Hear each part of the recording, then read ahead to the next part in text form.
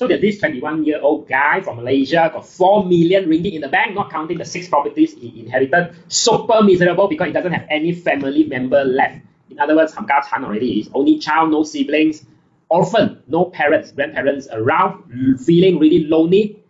People throwing all sorts of advice at him what to do with his money, but even with all that cash, doesn't spend it living off instant noodle and cheap meals, not enjoying life at all. But I mean, come on, dude.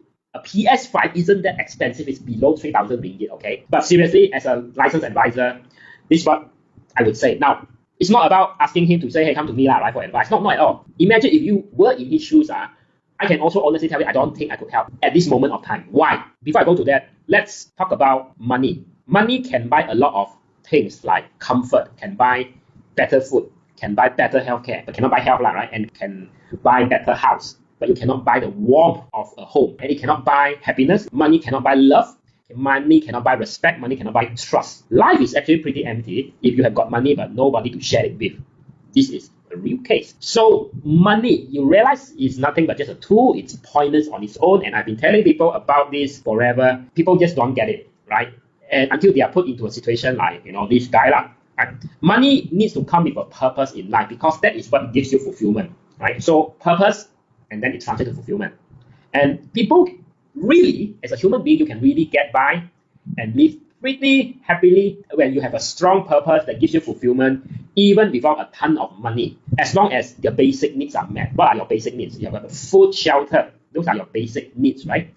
Having money doesn't solve every problem. It just brings new ones, a more advanced problem that you still need to address anyway. And when people feel lost, like this guy, they say that yes, what they're really saying is they have no purpose and no direction in life. And for someone who is struggling emotionally and mentally, people give the most superficial advice like, okay, be strong, find something to do. But then don't you already know that? Don't he already know that? Right? I think what he really needs to see at this moment is a therapist or maybe a psychologist to get his mental state sorted out. And some folks suggesting like a volunteer to find your purpose. But you need to be in a good place mentally and emotionally first before you can help others, right? You have to help yourself first before you can help others. And happiness comes really after finding a purpose, your purpose, not the other way round. And the worst advice is to say, well, find a partner and start a family. Why you want to do that when you're not in the right mental state, right? Imagine being a parent in this kind of condition, right? Plus, be very careful about finding a partner because you never know, they might only be after your money, right? It's brutal, but it's true.